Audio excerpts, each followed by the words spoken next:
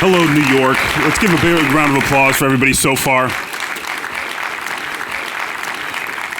So we have an amazing panel of artists from all over the place, and I'm going to invite them up, and we're going to just dive right into some big questions and show out some cool stuff. So please welcome to the stage, all the way from New York, locally, from Perception. You know him, you love him. Back for another round, Doug Appleton. Just grab a chair, any chair you like. From Vancouver, Canada, Serjan Burlak. Also from Vancouver, Robyn Haddow.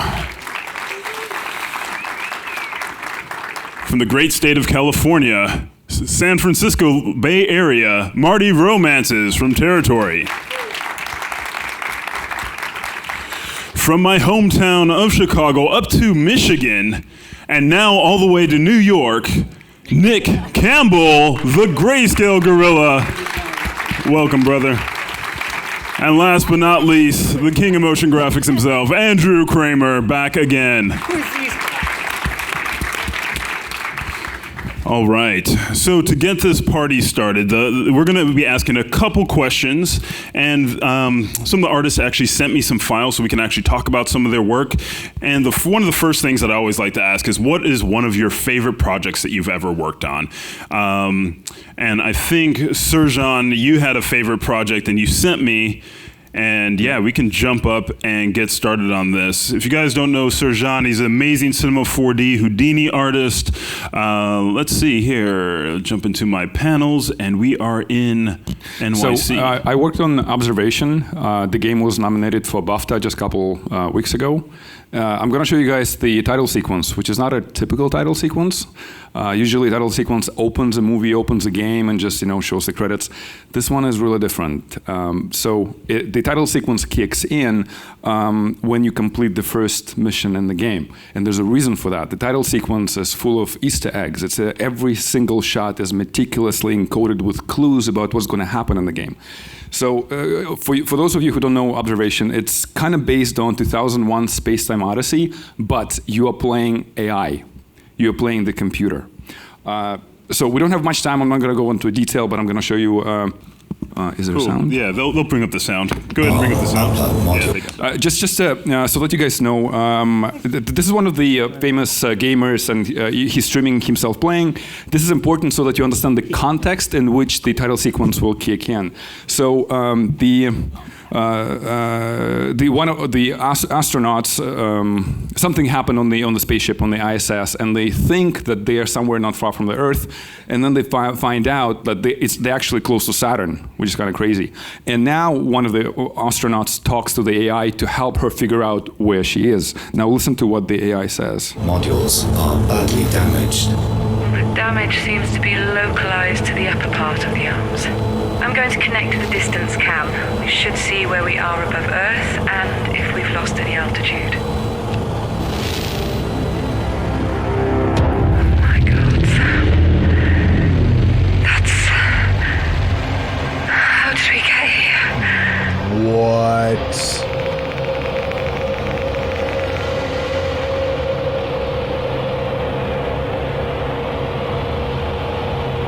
What? I brought you here. It seems. What? Why?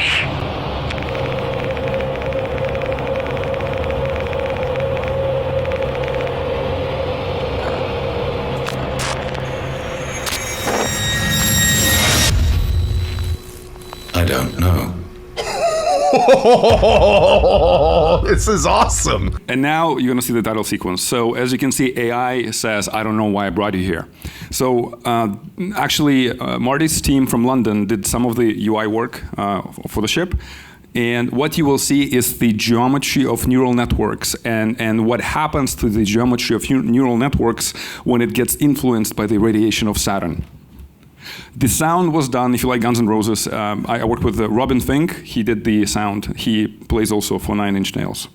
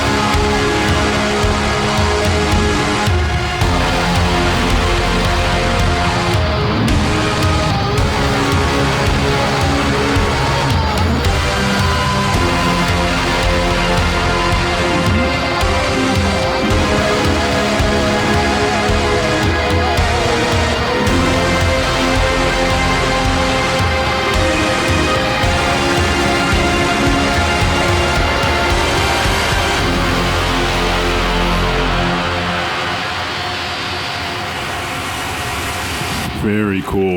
Thank you. Very cool. You guys can jump back on the stage if you like. Thank you. So what made that one of your favorite, Serjan? Say again? What made this project one of your favorite to work on? The creative director was John McKellen, incredible mind, and the best part of working on this was massive intentionality in craftsmanship, in design and animation, because each shot took a lot of time to create, and each shot contains really cool clues in terms of how the game is going to unfold. And yeah, that's cool. We can leave the computer up, folks, on the Kim and crew. So let's jump right into the meat and potatoes of some really heavy conversation, because this is, I'm sure the people want to know this, and that is, what do you think are some of the biggest challenges facing our industry right now in the world of motion graphics and creative? I don't know. No?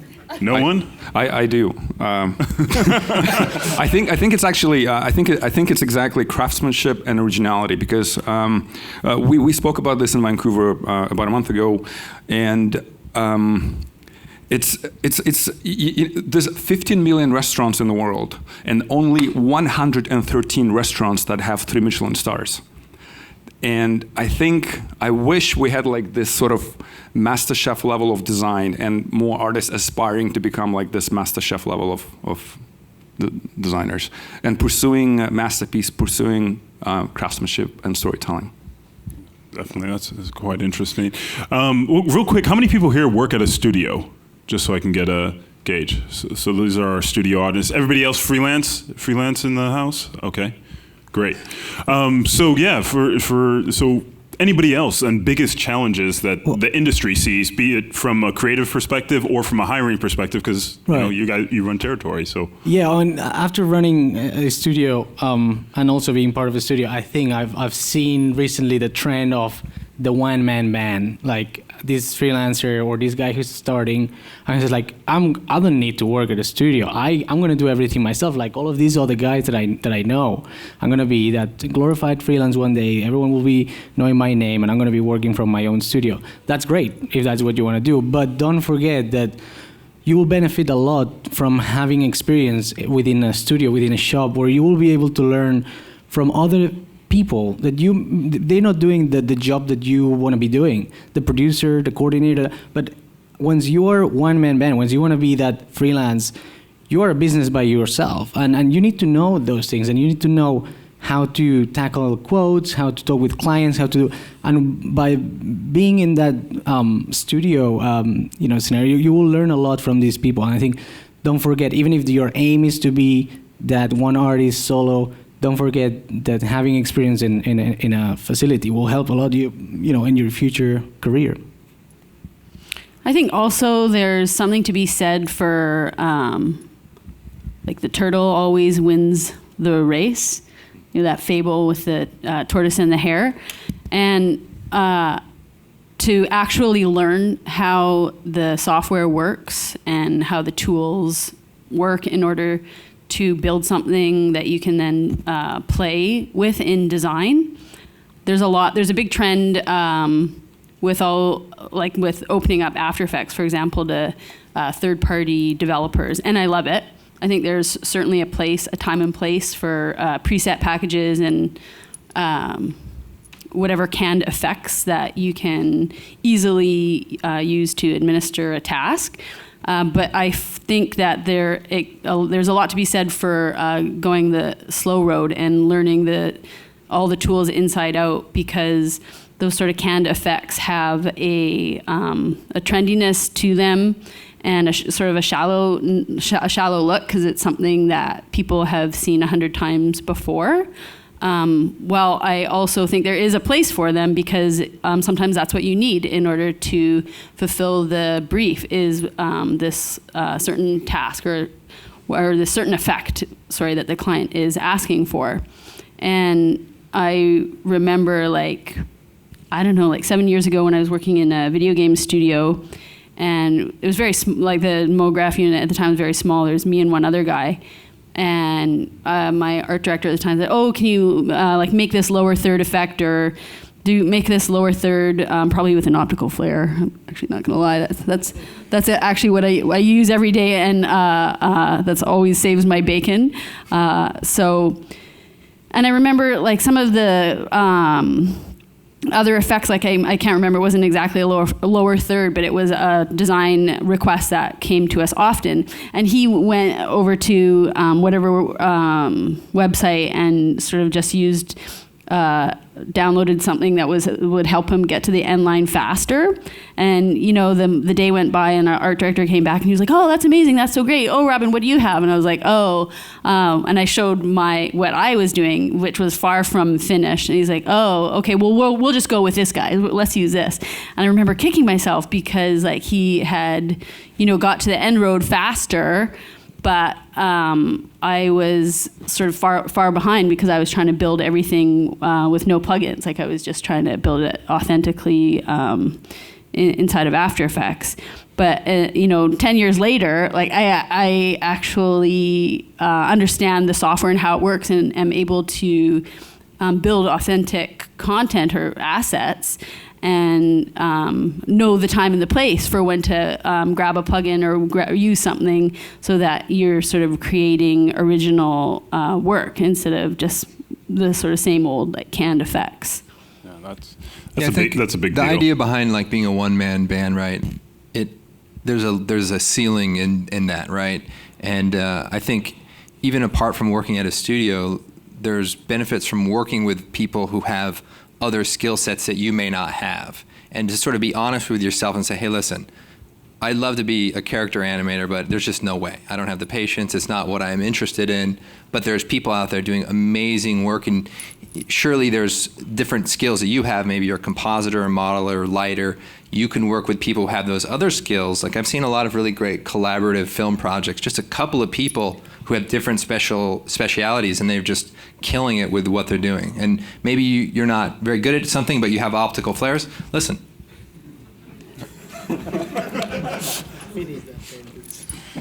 Nice transition, soft transition. Soft transition.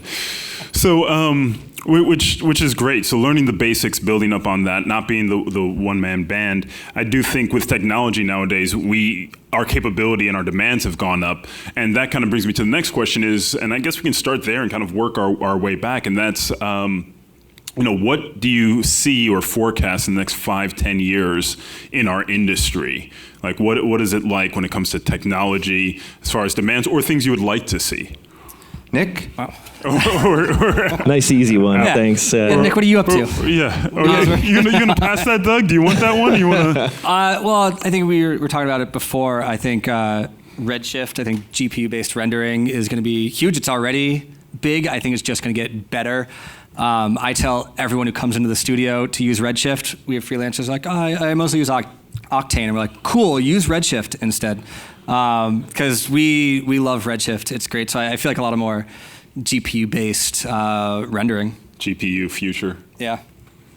Yeah, I just think we're in this moment right now where 3D's having its moment. Like the same way a lot of mediums go through this. You know, I went through this with photography. We've all seen this with After Effects, and the ability to pull off what you could do 20 years ago or 15 years ago with After Effects was way more than what a $30,000 flame system would have allowed you to do just years before that. So my excitement is that 3D is going through this transition where it's more accessible to more people. Cinema 4D is a huge part of that. They were much easier to use, much more artist friendly, and we're seeing now like that curve really getting steep in a good way right now. So to me, that means the tools are easier to use. That's happening every day with new versions of Cinema 4D and other plugins coming in. It is getting less expensive, which again, you know, years ago, the software was $10,000 and above. Cinema 4D was a steal at $3,000, and now we have this new pricing. And so to me, that's the excitement of where I want to see our industry move into, and I think it's happening. So in the next 5 years, we're going to see lower prices, easier to use software that lets more people experiment with these tools and make more and more mind-blowing stuff. And that's the excitement, and that's kind of the next 5 years for me. Just watching watching 3D have its moment in the sun. Yeah, I mean, I think that's a great point, Nick. And with all of the real-time stuff and real-time engines and VR and AR, you know, it just makes me think, okay, what hasn't changed, right? You're still making a video or making a film or making an animation.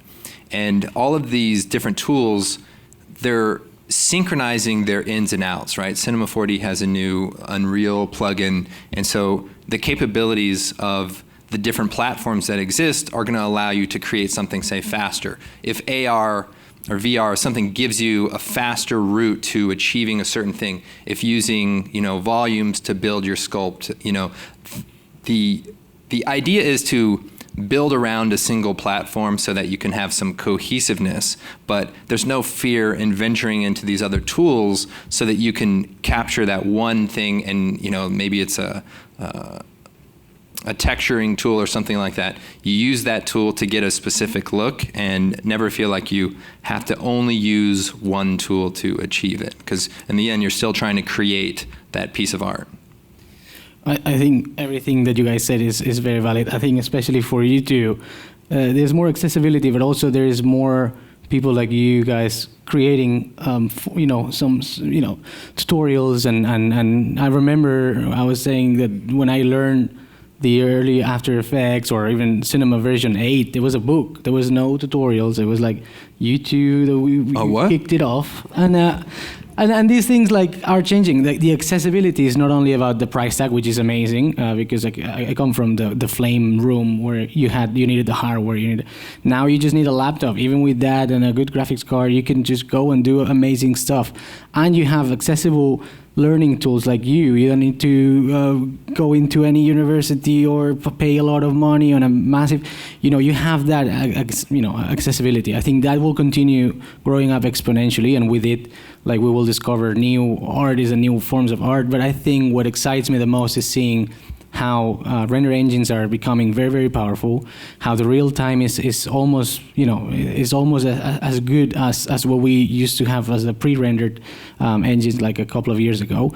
And I think the next step is to jump into that window, into that screen that we've been looking for so long, and just becoming to create in a 3D space. Because if we're talking about 3D, it makes sense that we build 3D within a 3D space, not within a 2D space, which is our window, our typical screen. That's good. And also I think, other computational powers will come in.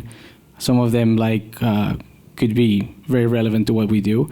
And these new computational powers will allow us to do things even faster, more realistic, to the point where you won't be able to differentiate what's real to what's not. And I think that's when things are going to be very, very interesting.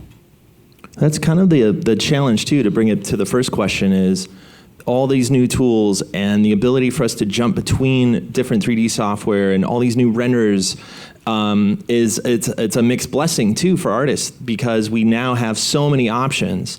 Whenever that happens, it's always an exciting time, but it can be a confusing time of like, which renderer do I choose, and do I, and now there's Houdini questions, and okay, but now I need to go into Cinema 4D and bring all this stuff together. And so I think the challenge with this new kind of 3D having a moment is in the learning and in the having the training you need and having the ability to know how all these pieces fit together. And so that's part of the excitement too. It's partly why, like, I've been so busy with the team, like building all this stuff in GreyScaleGorilla Plus and trying to make training as easy as possible, because we're hitting that moment where it's not just one piece of software. When we first made our first tutorials for GreyScaleGorilla, we knew that most people could just follow along all the way through if they just had Cinema 4D. Now, that's no longer the case. There's different renderers, different outcomes, there's different outputs, and so we're trying to tackle that side of it. But as an artist, that is the mixed blessing of this 3D having its moment right now. Is how do we take all this stuff and integrate it together into a pipeline that makes sense and gets us to the goal of making our client happy. I definitely, as an artist, feel the learn anxiety that you're sort of pointing to. It's like, oh, I want to learn this. Oh, I want to learn this. And I find that I'm super scattered at where my focus is for picking up and grabbing, learning new tools. But I think, I totally agree with what Andrew said, is that with the sort of proliferation of all these new tools, it's like, okay, well, you don't need to know the whole thing, like everything 100% or inside out. It's like, oh, I just want to learn the Unreal plugin that's coming into Cinema just so I can get it to do this one thing. And now that I know this tool and I can get to do this one thing, now what can I do with that? And I find the last couple of weeks I had some time, I was like, oh, I want to learn Redshift. Oh, I'm desperate to get back into Element. Oh, I want to learn Field Forces. Oh, I want to do this. And I found I would start my day sort of with a lack of focus, or I guess it was just sort of this weird, I was pulling my mind into all these different apps and new learnings, and I felt like I wasn't really getting anywhere. So maybe even to just have a personal project, I suppose, so you can focus your learning, or just to say, oh, I want to learn how to bring in my 3D objects into After Effects. So I just want to learn this one part about Element, and now that I understand that, oh, now let's get into the texturing, or just to sort of take bite-sized pieces out of all of the tools that are available. Be less overwhelming, I think. You guys are all right. I just, there's not much to add. Personally, my money's on Cinema, Houdini, in terms of 3D packages, and Arnold and Redshift, not either or. It's the different tools that can fulfill different intentions. And for compositing, I mean, bless Adobe, but I think Fusion will replace After Effects, because Fusion team is really dedicated to bring this, to making it the next level. I don't think Nuke will make it. It will just be only the tool for the visual effects houses, and that's it, because they just don't care about aesthetics, UI. They just, just to hop onto the Nuke thing, we use Nuke a lot at the studio, and our biggest hurdle with finding Nuke artists is finding creative Nuke artists. We find a lot of Nuke artists, like you're saying, they don't care a lot about the aesthetics. It's make this look like that, and then that's it. Mm-hmm. We work a lot of times with people when it's less black and white. It's more like, this should feel a little less crunchy and a little more, woo, or whatever, whatever it is, but it's more perfect creative direction right there. Thank you. Thank you. If you could just move it a little bit to the left, a little more to the left. But it's less of a specific, just match this thing. And we find with Nuke, that's one reason we do as much compositing as we can in After Effects, because we can still be incredibly creative in After Effects.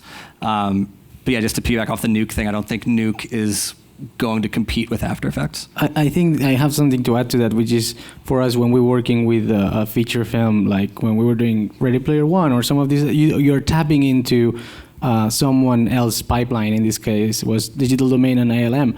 And if you have a good understanding on how shading works, how lighting works, you will be able to adapt and just adapt to Arnold and adapt to different projects. Will force you to adapt your tool set, and I think that's when the tool just becomes a tool. And if you know what you're doing, and if you have a good eye for getting to where you want to get, you will find, especially which we discuss about resources. There's a lot of resources out there, so you will find a way to get that. And I think, like, of course, it goes by preferences, as Serjan was saying. Like, I think this, I think that, and sometimes it goes by project. And if you find yourself with a team of 40 that is tapping into ILM compositing and all of that, you will need to adapt into even using other 3D software sometimes. So I think being able to adapt is very important. Which brings me to my next question, because we have definitely some pioneers as far as educating people, and I think that's changed a lot the landscape of what's available. And now with the availability of software, with Cinema and Redshift and the monthly pricing and things like that, what effect do you guys feel Cinema 4D has had on the industry? Because you've been in, I take it you guys were all designers before Cinema at some point. You were using other software, even all the way back from Photoshop. So what effect do you feel Cinema has had on the industry as a whole? I'll take it. My favorite thing about Cinema 4D is the community that surrounds the user base. And I feel that the accessibility and the community is so rich with wanting to help other people and share knowledge. And it sort of takes away a big barrier to entry for new users, because anytime you're stuck on on making something work, I just post on Twitter. I'm like, oh, anybody, know how to, I can't think of a simple example. And, within under 5 minutes, I'll check back. And I've got like 3 or 4 responses that can figure out or give me the solution. Also the help, if you just go through the help manual and the documentation inside of Cinema is wonderful. And there's like picture examples, and it's very thorough and clear. The community. Awesome. And it's Nick and Andrew, I think that are the fathers of enabling a lot of people becoming, I can say that for myself, because it's like, if it wasn't for you guys, I wouldn't be able where I am right now, because you were able to, there's a lot of great artists, but teaching something, it's an entirely different skill. And you can deliver thought in a way that's really distilled, clean, and entertaining and fun. And, and Cinema is the most intuitive software ever. So I just want to say thank you. So you're welcome. Yeah, I think Cinema 4D, right, always had a great reputation for being really easy to use. And I remember maybe 10 years ago, it was sort of like, yeah, but the renderer, there's just something about the renderer, it's not. And then more renderers came along, V-Ray, Arnold, things like that. And then this one program called Redshift came along. People were like, oh man, this is so good. And then they bought them. and so now it's a really, it's got the great Mograph tools, really easy to use, and has the world-class renderer. So I don't think the idea of what you can do in Cinema 4D, I don't see there's not a limitation, and that's what makes it really like versatile for people to get involved with, because you can do the photorealistic stuff and you can do this sort of fun, springy, Mograph stuff. And it's just a really cool package. And I think, like, as this last year, Maxon got an award at the Oscars as a technical award. I think for them to be carrying that responsibility of bringing motion graphics into the Academy, that doesn't happen day by night. It just takes time. And it's thanks to all of these Mograph modules, like all of the tools that they've been building and they've been listening to their users that then allowed them just to use it in all sorts of different video games, like films and whatever you want to do. I think that's pretty important. Yeah, something, you reminded me of something. All this is true. The community with Cinema 4D is amazing. And I always love coming to these shows, meeting everybody. But I think about like why I started with Cinema 4D, and it's a lot of the same reasons I continue to use it and love working with it. And of course, they had all the round buttons back when I tried all the other programs, and that was my first thing that brought me to them. They worked on a Mac, of course. But what really got me attached to Cinema 4D and using it every day was their Mograph tools, and then Dynamics came out. And as soon as Dynamics came out, it allowed me to like set up dominoes and hit play and watch stuff happen on the screen. And that was an entirely new way to create and to animate and to learn something. And what I love about what Cinema 4D has done over the last over 10 years now is every new feature, they seem to want to make sure that it works with everything else in the software. So we can go down the line over the last few years, and they come out with something like Fracture Voronoi, which is cool. They finally had Fracture built in, but they didn't stop there. They made sure it worked with dynamics. They made sure it worked with the particle systems. They made sure it worked with everything else, and they continue to improve it. So what I love is every new feature that comes out isn't just this isolated thing. It unlocks potential in the other years that they've created, and in all the other code that they've created over the last, X amount of years. So field forces is another great example. Fields in general are so powerful. But then they release this field forces, and it unlocks particle potential, the ability to put millions of particles on your screen and to have them interact and be dynamic. And every time I try something, it works. I'm like, wow, does this work with the emitter? Yeah, it just works with the emitter. Don't you want to open all scenes? Because I did it. I opened all scenes that they were using Mograph selections, and then I put the new fields on it. It's like, oh my God, I just repurpose an old scene. You can do that. It's great. And by talking with other 3D artists too, I think it's something we take for granted as Cinema 4D users, is that this stuff kind of compounds and it's all integrated together. So that's my excitement with the new stuff. Every time they seem considerate that there's artists out here that have a way to work, and they want to bring you a new ingredient to add to your gumbo, your animated gumbo. Something at a point now where if there's something that I can't do in cinema, I just assume it's because I don't know how to do it, not because I can't, because you can't do it. I think that was probably a little different 10 years ago. You're like, oh, I just can't do this thing. But it's gotten to the point now where if I can't do it, it's like, well, that's my fault. I can't do that.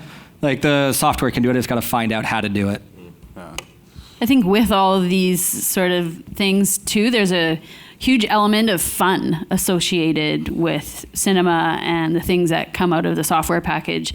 Like a lot of other programs can feel like a little bit daunting. Like, oh, how do I start, or where do I begin?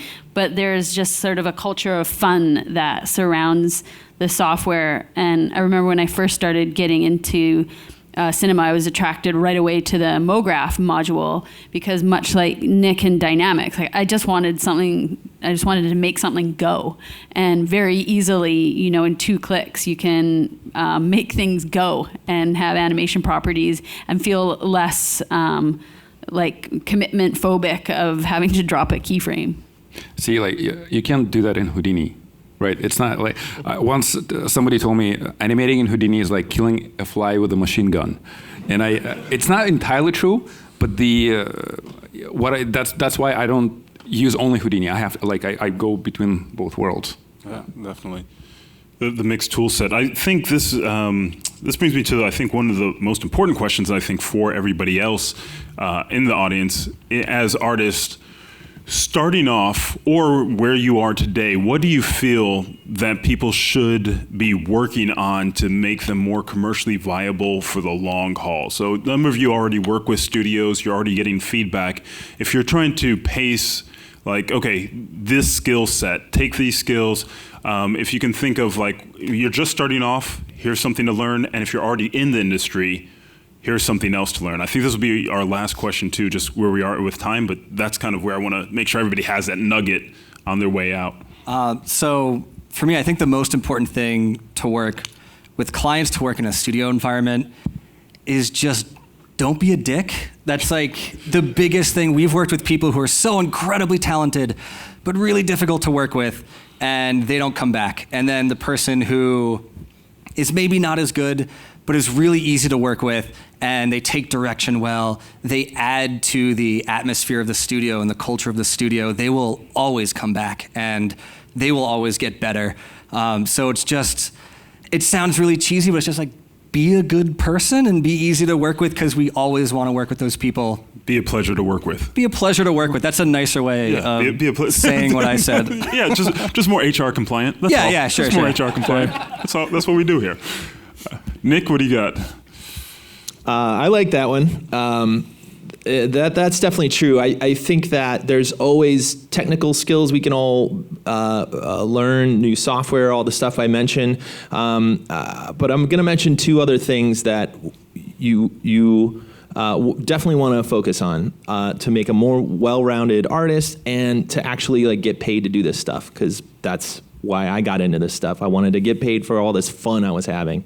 And there's usually two things that one of us will be more weak on. And one is the design fundamentals and how things look good. There's a whole visual language that people have built and how humans' eyes have seen over the last 100 years, more than 100 years, that they've studied to make sure that what we put on the screen looks a certain way. Filmmaking, putting pretty things in a rectangle has been happening for a long enough time now, where we have a huge list of books, movies, ways to get this information. So design fundamentals and learning how that stuff works, it might be one that you want to leave with, and the other one is learn how to market yourself. If you want to do this for a living, there's always this vision of in my head, I guess that's how visions work, of this amazing artist that is in the basement and watching all the videos and learning and maybe even learning these design fundamentals, and this is amazing work, but nobody knows about this person because they don't know how to market themselves, get the word out about, go shake hands, go tell people what you are into and what you're passionate about. And I know I've been in both camps. So I hope I hope somebody out there is nodding along and saying, I need to learn more animation design fundamentals, or that I need to maybe get out of the basement, go meet some people. Actually, I'm talking to the right crowd. You guys came out to an event like this. Make sure you're shaking hands, meeting people, and showing the passion that you have, because every time I'm at an event like this, I hear stories that they met their future employer or a friend or another artist at an event like this. So I think you're obviously already doing a good job, but make sure you're shaking a few hands on the way out and sharing your passion for what you want to do. That's huge. So design fundamentals and marketing yourself. You took mine, which is networking, which is great. So good on you. So about networking, no. Yeah, actually, I think I'll kind of piggyback on what Nick said. I recently worked on a project that I had to add some talent to the project. And you go on Instagram and you look at all the daily renders. And what I found was everybody's stuff looks amazing. But after actually hiring a few people and it didn't totally work out, I realized that even if it looks amazing, that doesn't totally tell me that you're technically proficient and that you can, work in a production environment. So as far as getting out there, there's so many daily renders, So what I think you could do to help set yourself apart is you still got to make stuff look good, but include the technical breakdown. Show off your brilliant rig and your brilliant setup. Show the ingenuity that went into that, because it only takes, he probably can attest, takes 2 seconds to look at somebody's rig and say, okay, this guy's a genius, this girl's a genius, we got to hire this person, they got to get in here because they know what they're doing, they know what they're thinking. And if you can't, visual art doesn't do that as much as maybe showing a screen cap of your project and how it's set up. So go beyond just the visuals and show us what's. So process is a big one for you, being able to show process. I think that's very true, and with that comes with, like, we've seen lots of everydays and whatnot. Have your own style. I mean, even as a territory studio, like, people start talking about, like, hey, this is like very much like territory studio style. It's like you almost like go into a niche and you expand on it as much as you can.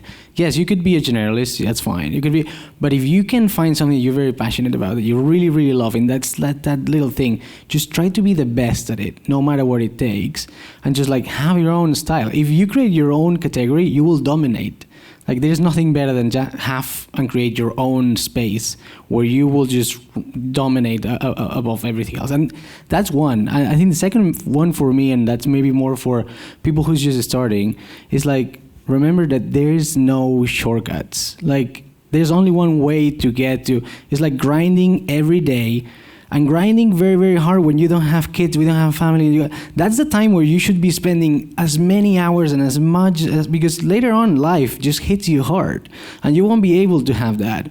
And if you hit hard first, you will be able to then just have all that baggage. There's no such a thing as like, I hate, especially in San Francisco, you see all these people that jumping from one job to another to get a new title and to get a promotion. It's like, what does that mean? Like that's worthless. That's just a title. The title is not that you cannot do, self-entitlement. I think is a big problem. The industry will put you where you need to be, and that's because you will then be able to talk to the rest of your team, because you've been there before. If someone that is less experienced and you ask you a question like, oh, how, and you've never gone through this, or you're never being affected by that issue, whatever, your title will be completely worth nothing. And I think, after, 15 years of just going, what you realize is like, the most nice thing is that journey. It's not that you're trying to get to something, because you don't know what the industry is going to put you. And that's the beauty about it. Just like going day by day and just seeing how things work. And, now I look back, it's like, oh, look at that. Look at the studio. It's like a global studio, over 120 people working on this. No one was going to tell me that was going to be where I was. And that doesn't ends up here. There's more to come, and who knows what it is. And that's enjoying something you love, because lots of people cannot have, they are not lucky to be working on something that they love. So appreciate that and go grind every day, because it's beautiful. Awesome. That's beautiful. Well said. That was very well said. Yes, I think so too. I think with what Marty was saying about shortcuts, and there are no shortcuts, and I guess I can speak just on my own personal journey, is I often still do, I say yes to everything, because there's always some like hidden little nuggets in every project that you get mini lessons, right? I guess you learn a new tool, or you learn some new workflow or new technique, and instead of focusing on titles, I guess what you were saying too, and people like hop around and whatnot, instead of like, it's about the journey, and at least for me, I find, and not the destination, and find a little moment along the way or a little process that you really, really, really love. I'm like, oh, because I find, and it happens too, like I'll get distracted and think, oh, look at that, that's so amazing. I just need to get a project like that so that I'll be able to do that work. And I'm like, well, no. Like I have all the tool set now. You've got your subscription model to 3D packages, 2D packages. You can just sit down and do that work now, and learn the tools and create your own workflow and create that style of art now, and then post the work that you would like to do on your website, and then hopefully that'll garner the attention or attract potential clients. So do the work that you want to have. Yeah. Yeah, that you want to get booked for. I just want to add, pursue mastery. In my experience, the best gigs, the best opportunities that I've had was never because of any kind of connections. It's my work has been building bridges to other people, because this is the way I treat my work. Like it almost becomes like an entity that you release to the world, you release to the internet, and then it propagates, and then different people consume it, and then if people resonate, they reach out to you. In terms of mastery, technically you can learn a lot of great things. The most important, as Nick said, design and storytelling, because what you can find, a lot of people can create amazing still, but what's really difficult is to know how to tell a story, how to create that cohesion from one shot to another shot. Like especially storytelling through camera, I think is the most difficult thing. And I would recommend pick your favorite film and deconstruct shot by shot, but not just watch and rebuild each shot. Actually rebuild like with basic shapes, with basic camera motion. You will learn so much because you will see how the director is thinking to create that cohesion to elevate storytelling. And you can do that very nicely now with real-time rendering. Whatever, I remember when we were hitting render and waiting till that light, and then you have to just almost like take a picture of that and hit render again and wait 5 minutes to get the new light update now you have it real time. Now you can just direct in real time and real cameras and real lenses is amazing. That's huge. So that actually brings us to a conclusion. We're all out of time, unfortunately. But let's give a huge round of applause for our panel here. GreyScale Plus. If any of you are available and there is time, we can meet right outside of the theater. I think there's a nice little courtyard right next door. So if there's a round and we want to continue some of the conversation. Also, a number of the panel will be at NAB East tomorrow. So if you can check us out, visit NAB East. You can check us there. I think we're 411 or I don't know. I got to go run and set up our booth. So we have a booth there. It's called Maxon. So check us out. There'll be presentations and live streams. You can check out C4D Live. That's where all these will be recordings from all the live presentations tomorrow and the day after. They'll be up there. And also Mograph.com. They're going to be actually rebroadcasting these from all the different cities. We've had a unique panel at every city. So if you guys want to tune in and hear more of the conversation from artists from all the other cities that we've been at, they'll be rebroadcasting that. So thank you once again to all of our sponsors, Dell, NVIDIA, Adobe, Maxon, and thank you, New York, for such a warm welcome. This is, you guys are way nicer than everybody else said you were. So much appreciate that. And we'll see you out in the hall, and hopefully I'll see you at NAB East. Thanks again.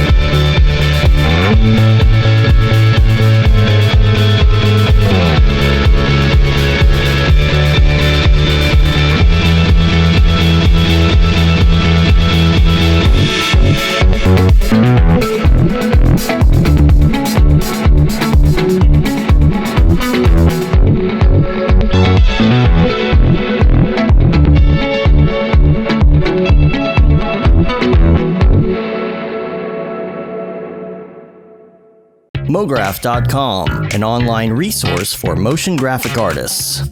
Start your week with the Mograph podcast. Industry news, interviews with your favorite artists, and terrible humor.